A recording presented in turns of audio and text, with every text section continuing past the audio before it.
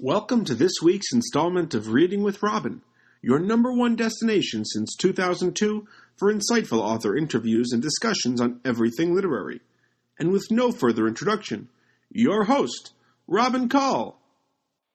There's nothing like a debut novel. Reading with Robin, listeners know that I especially crow about the debut novels, and so much fun to share.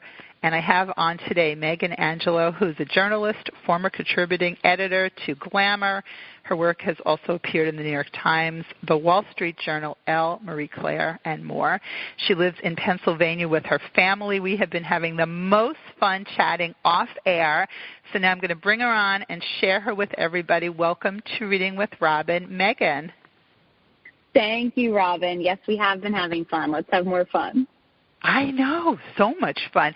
Well, there's something about reading a book, and you can just tell there's a kindred spirit amongst you. And, you know, and that's the joy of reading a book and really getting into the essence of the characters, the storyline, and then, you know, doing a little bit of, I don't know, is it research? Is it stalking when you're looking somebody up? It's a fine line. Isn't it? And I can imagine, like we were talking off air because of the subject matter of this book, and when you're online, are you one of these people that just goes down the rabbit hole, or are you very focused on the task at hand? Oh, I definitely can fall into a rabbit hole. And it's terrible because, you know, I start out focused. Like I go on Twitter, I see, okay, I want to read the New York Times endorsement of the Democratic candidates today. And then I read it, but like one little notification is enough to get me off that article, onto Instagram. Then I'm looking at the person who liked something. Then I'm looking at all their photos. Then I'm probably accidentally liking a photo that they posted in 2009, which is so embarrassing. And I never learn. It is embarrassing. So, yeah, and then and then if you unlike it, I guess they can still see that you liked it. So then people know you're on their thing, because why would you possibly be liking something from 2009? That's true. I never even thought of the quick unlike. I just live in the shame and just that is take it on so the chin. Funny. Megan Angelo, living in the shame. It's a place with lots of company, that's for sure. I especially get so frustrated with myself when I do that sometimes on Facebook, and then somebody else has made a comment, and for whatever reason they look interesting to me. And then I'm looking at like their family bar mitzvah pictures or something. I'm like, I don't know these people, and I can't believe that I'm like, oh, they know this friend, or they went to school here, and I'm like, why do I care? Why do I care? And, but we do. For some reason we do. We do, and this is something that really has only existed for, I would say, you know, however many years. I certainly got online, I think it was 1996. It just doesn't feel that long ago, yet it feels like a second ago and forever ago.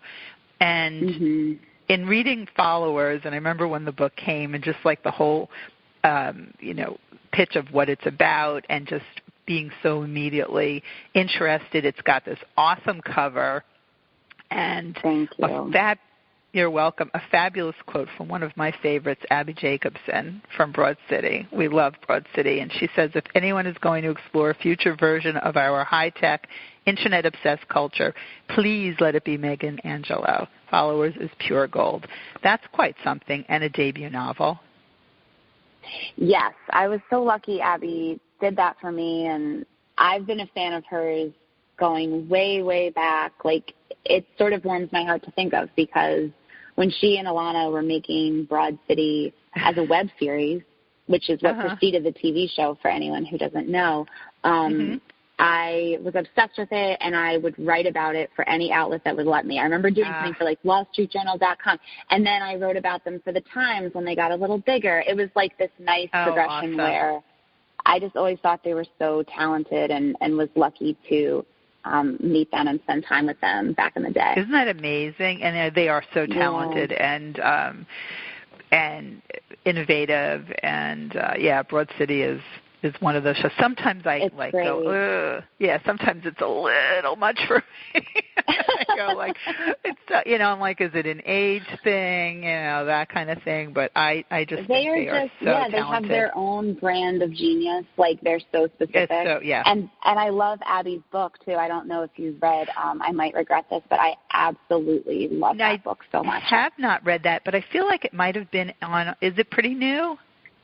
I think it came out in 2018. It came out in paperback not that long ago. We might have it then. We probably would have tried to reach out. I'll have to double check that because we did. I mean, what great title. It's a wonderful read.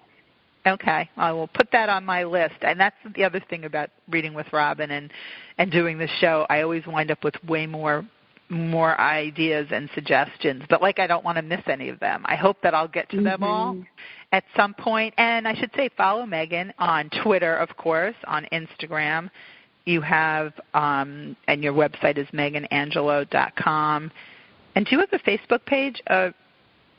I do. I guess you just search for Megan Angelo. All of my things, like Twitter and Instagram, are just Megan Angelo because I'm very old and I didn't need any numbers or specials. They were like, you're the fourth person here. Sure, you're so lucky that you got your name, because I was actually thinking, but you've had it for a while. You've had your name for a while. So, because here it is. Because it is hard sometimes to get your name. I wasn't able to get my name on Instagram. Somebody in, I don't know, somewhere far away has it, and he won't give it up.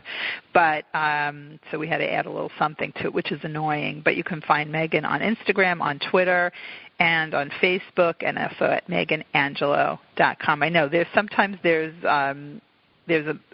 a real plus to being, like you say, fourth. Yeah, I'm the elder. I think they're calling them now elder millennials. I keep hearing it catch on. Oh, wow. So that is me. An elder, I've never heard that. An elder millennial. People sit around making these decisions, and then it just is. So talk about where this book comes from. It's just fascinating on so many levels, and I should also tell people, book clubs, this is a fabulous one to pick, and I saw that Megan has a book club kit on her on her website on meganangelo.com. And book clubs, some book clubs do their own thing, but from what I see, they love when it's been done for them. So questions are available, yes, at meganangelo.com. So that puts you way ahead of the curve right there. Where did this Orwellian frightening tale begin? So it all started when I was writing in my journal one day and thinking about my kids and my grandkids, reading my words years from now, which is a very vain thing to begin with. And I realized, oh, wait a minute, I write in cursive, and my kids are not going to be taught cursive. By the time my grandkids come around, it will probably seem truly foreign. Wow.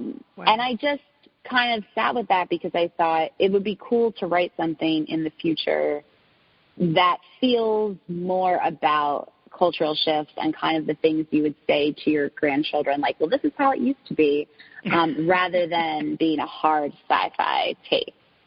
So that moment kind of set the tone for everything. But as far as the actual women and their stories, I had been working in entertainment journalism and celebrity journalism for years. I had blogged, I had done red carpet interviews, I had written, magazine features about celebrities, and I was always fascinated by the way the sausage got made. And so I thought, well, there would be a real opportunity for someone with access like mine and someone else who really, really wanted to be famous very badly and would share as much as she had to in service of that, to team up and make it happen.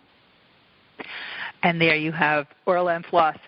So Orla wants to be a writer, and Floss wants to be famous. And I think what's so interesting when you look back on some of the celebrities and the influencers and all of these people, people who become celebrity because of their influence, where it's orchestrated or where it was at some point was more organic. and then that shift of when people figured out we can monetize this, and that's and is there still the same opportunity today? So, like, is this book like a cautionary tale or a how-to? That's such a good question. I mean, it definitely, it could have served as a how-to back when I wrote it, which was 2016.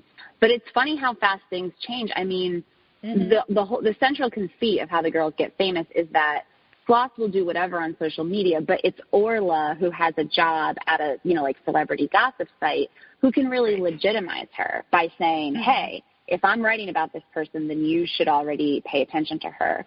But it's a perfect storm. Exactly. But honestly now, I don't think celebrities even really need the websites anymore, need the traditional press anymore. They have just, it's all on Instagram and it's all on their socials. So it could be a how-to. And I think most people assume that I wanted it to be a cautionary tale, but I didn't set out to do that. I just knew that social media was the tool that these girls had to use. And I think subconsciously a lot of my own doubts about social media kind of crept in and gave it that cautionary tale feeling. It's kind of like, what keeps you up at night and what are you thinking about? I didn't realize kids weren't learning cursive. So let's start right there. I did not know that was a thing. So that's frightening. I think in most, I know, it's interesting. I mean, I went to Catholic school growing up, and I think maybe in Catholic school they was, I think they'll still learn it in Catholic school. But my kids go to public school and will go to public school, and I do not believe it's part of the curriculum there. Interesting. Wow. And it's funny that you would be mindful of the fact that your children, grandchildren wouldn't be able to read cursive. My fear is they would be reading it at all. That would be my fear. What do you do with those things, that you've spent time? Every once in a while, I do go through things and go, I don't want anyone ever seeing this. Let me remember this, and whether it was, print or crayon or anything, that's my bigger fear. Yeah. Totally. I mean, it's optimistic of me to even imagine them cracking open these diaries. It's probably they would be more like, oh, my God, more stuff of hers. Why didn't she clean out this house before she died? Throw it in. Isn't that awful? Like, it's just so awful to even think about that. Like, I don't know. That's a whole other rabbit hole, which can be a little bit numbing. But so you've got Orla and Floss, and you've got that set in 2015-ish, and then there's a whole other storyline set in 2051 with a whole other, I don't want to ruin anything. The other thing I would say on the show is that we don't have any spoilers, so I won't ruin anything, but we will talk about this other part of the story and this town of Constellation. It's a village, Constellation, and Marlowe. Talk about, Marlowe, I don't want to ruin anything. So the connection between the two time periods, what would you want to say about it? I don't want to be the one to spoil anything. Totally. So I usually say that the fun of the book is figuring out the connections between the two timelines and between all the characters. But what I can say about Marlowe that doesn't spoil anything is that Marlowe is sort of the 2051 version of a Kardashian or an influencer. She's on camera 24/7, and she lives in a closed community called Constellation that is made up of government-appointed celebrities. And she can also hear feedback from viewers all the time in her head because phones have been replaced by devices that are neurologically linked. So you just hear everything in your head instead of speaking to Siri and hearing something back. Can you just imagine, like, all of this noise? I mean, and that's, so many things were, and I'm on the phone with Meg and Angelo. We're talking about her brand new book. It's a debut. It's called Followers. Do not miss this book. You will have so much to talk about, think about, and it's funny, and it's dark, and it's thought-provoking, and it's all those things I love about reading. And the idea of all of this, I mean, we've got so much blinging at us all day long, but like the thought of it being in our heads, although I guess maybe that would quiet some of the other noise, or it's just a ton more noise. And yes, so she can, and so then they adjust what's going on depending on what the viewers, what her followers are thinking and are responding to. Right, exactly. Like if her followers, are negging an outfit that she's wearing and complaining about it in the comments, then the outfit will disappear from her house. Everything is tightly managed by the network, and the viewer feedback is largely what kind of sets everything from the big storylines of Marlo's life to the little things that she eats and wears. And I'm glad that we won't ruin what the connection is, because when I figured it out, I was like, oh my God, okay, that's so cool. Everybody texts me when they're on the same page. They're always like, that's oh my God. So funny. Yeah, page. I was like, wait a minute. Oh, okay. Because I like to read and not try and figure too much out and just enjoy the ride. And then sometimes, you're trying to go, okay, like what does this section have to do with this section? But it was a really fun time. So your friends were texting you? That's so cool. Oh, yeah. My mom is finishing the book today and has been texting me constantly. It's so funny. I'm like, I have to save these texts forever. But even on Instagram, people will direct message me with pictures of the page they're on, which is so interesting. I don't know if other authors ever discuss this with you, but it's I'm not always sure how to conduct myself because I get so excited. I want to say thank you and write back. But I also, if they're truly in the middle of the book, it's sort of weird for me to influence. Do you know what I mean? Yes. No, I think what you do is you respond to their message without giving anything extra away. And I think also one of the things that is talked about so much in the book that would relate to what you just said is the authenticity of being so excited because it's a big deal. It's your book, and people are connecting to that without saying more than that, because then you know where they're at. So, right. I guess you just do a bunch of emojis like, oh, my God, I'm so excited. But, yeah, I do get that. And I have reached out to authors at different pages who are friends and circled things and been like, I want to know this, but don't tell me, because it's so much fun. I can think of a few books in the past year where I did that, where I was like, oh my God, or you can't believe you did that, or, oh no, so, and that is the fun of doing what I do, because I do take some personal liberties with texting. Phone number. So if you get messages from me out of the blue, you'll be like, she had my number. I don't know if I should have given that. Well, and I talk about the authenticity because that is a really big takeaway from this book. What's authentic? What starts off being authentic? And do people relate, and can they tell the difference to what's being perceived as a brand and what is truly meaningful to the person who's supplying that picture?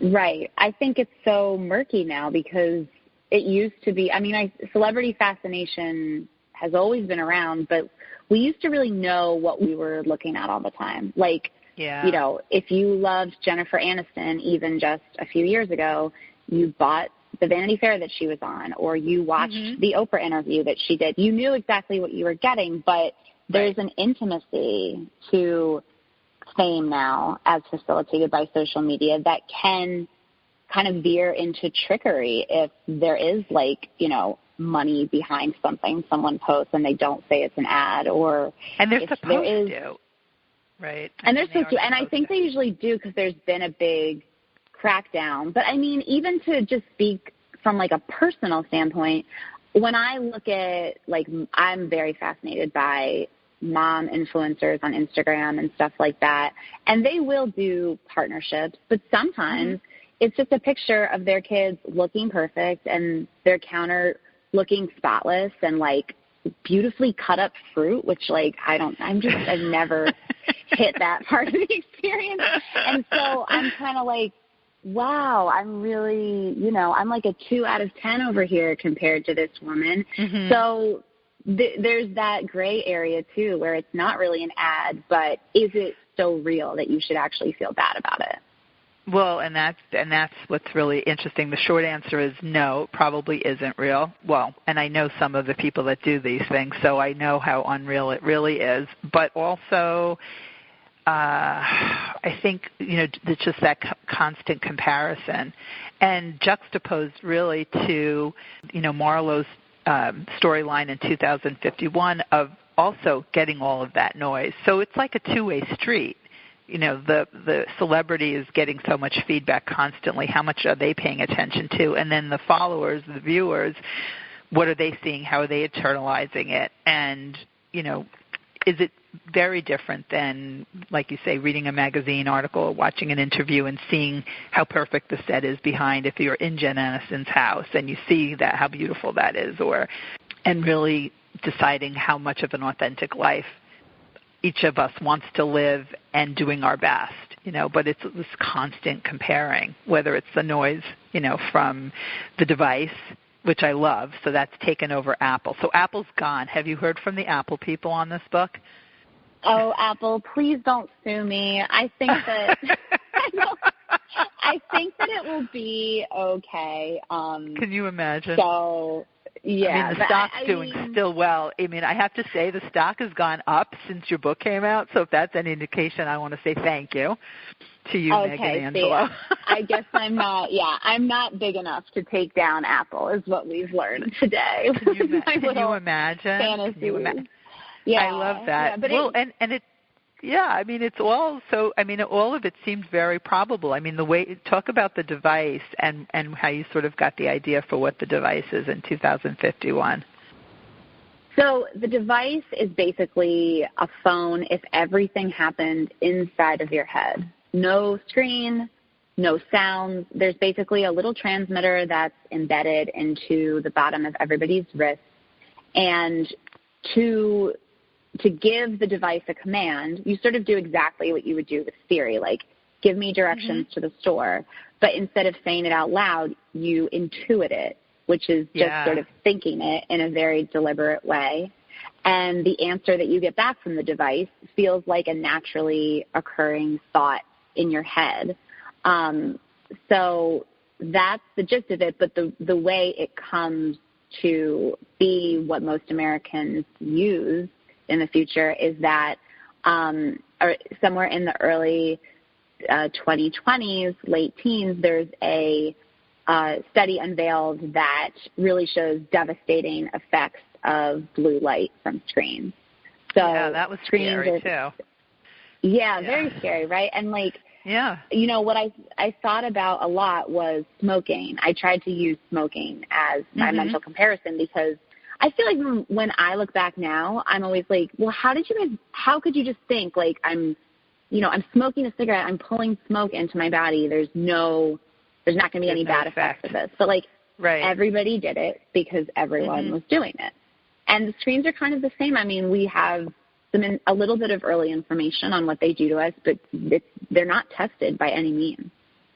Right. No, it's very true, and people just figure, the genie's so out of the bottle, I don't know. I mean, there's some, people that will put it down for, there are all different, ways to just diminish it, but, I know. So, so it would be like, well, how did you not think staring at a screen and having your neck down in that weird way and using your thumbs wasn't going to be a good idea? Right, exactly.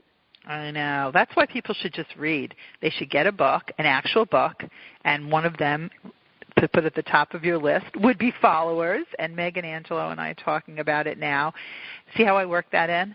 But I agree. That's all good. Yeah, that's all good. I mean, right? I always say that. They're never going to tell us drinking water, flossing, and reading is not good. I defy that to not ever be a good thing, I mean, reading good light, wear your glasses if you need to. Other than that, it's just all good. And there are so many twists and turns in this book, and really, there is a lot to think about, and again, it's a great book to pick for book club, and there are so many book clubs that listen to Reading with Robin, so I urge people to put it on your list. There's so many things that are thought-provoking, and really, they're just so relatable. And when you think about the stuff with the Kardashians, I mean, they, I would say, right, arguably the ones to figure out the monetizing, the most overt monetizing of all, right? And but even the show, I mean, we know the shows are, they're edited and there are certain things, so they may be arguing, but like they know they're arguing in front of a camera. Like, so I always wonder how real any of that stuff is, because it is edited, has to have a storyline. And so in this book, I mean, how are Orla and Floss sort of manipulated to have their storyline go? Well, I think that they're sort of manipulated at first by Orla herself. She's kind of the one who thinks that she can do this. She's going to go to work and write about Floss, and she's going to tell Floss, do this and that. But partially because social media is so quickly taking over traditional media at the time the book is set, it just gets away from her. She just loses control. Goes too fast. Yeah, and so, then it's sort of the steps that have become familiar. The manager is there, and the agent is there, and then there's the reality show, and there's sort of lots of different people who want a piece of Floss, and Orla is almost like roadkill in many ways, as, the Floss machine just sort of steamrolls everything. Which is so fascinating when you really stop, because things, like you say, they're moving so quickly. So, catching up to what's really going on or spending the time to really figure it out. You just sort of along for the ride until somebody maybe points it out or there's some big reveal where it's like, we were all duped. It's really very fascinating to really think about all of this with so much going on, and it is moving so quickly. So one of the things that I really loved about the book is sort of imagining in 35 years into the future, what will that be like? And I wonder if it'll be like people picking up 1984 and going, wow, you know what he's talking about. Like, isn't that wild? I can already imagine the 35th anniversary of Followers and seeing where we are. Oh, my gosh, that would be great. Right? Isn't that cool? And you mentioned, Elon Musk in the book, too. Right?